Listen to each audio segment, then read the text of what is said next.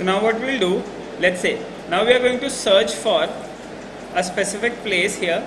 So let's say I would like to search a location for Hackweather. I can go to latlong.net and we can convert address to latitude and longitude. Here I have provided the name of my address, Hackweather Rohini, and we have got the latitude and longitude information. Now this latitude and longitude information has been concatenated with the URL here.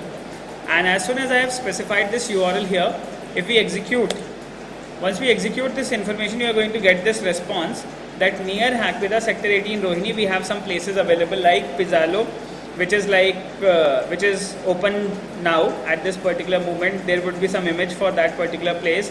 Then the rating is 4.5 star. We have the vicinity available where it is located. In the same way, we have a list of options available here. Okay. So now I would like to use this latitude and longitude information, and I would like to search the food places nearby. So I'll copy this information. I'll go to my Android Studio. I am going to change the location information. This location information can be quickly taken from your GPS provider as well. So that wherever you are going to get the nearby food places. Okay, you can quickly make an application somewhat like this, because people are in interest that wherever you are moving, what types of places are available, and if there is a food place available nearby or something. And there is one more thing which you can do. So once you are done with this, we are going to quickly save this information.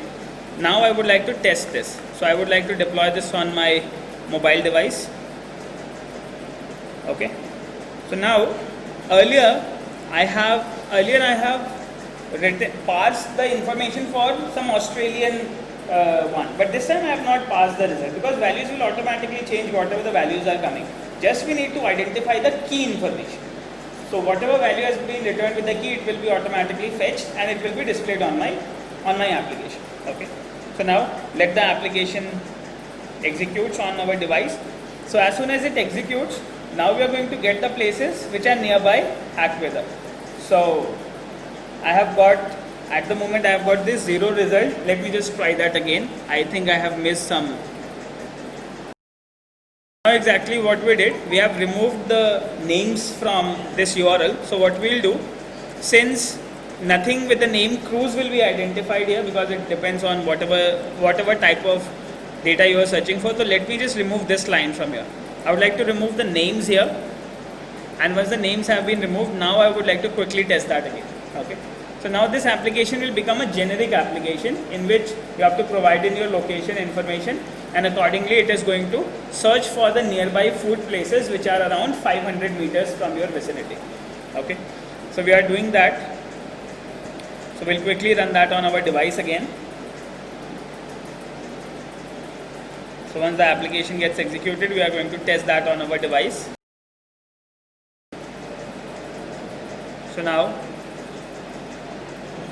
this time once the application runs, so we have got the complete response in return, and now you can see that I've got a specific place, that Pizallo is nearby Sector 18 Rohini, and the address is D18 ground floor Sector 15 Rohini, New Delhi, and it's open now at 2.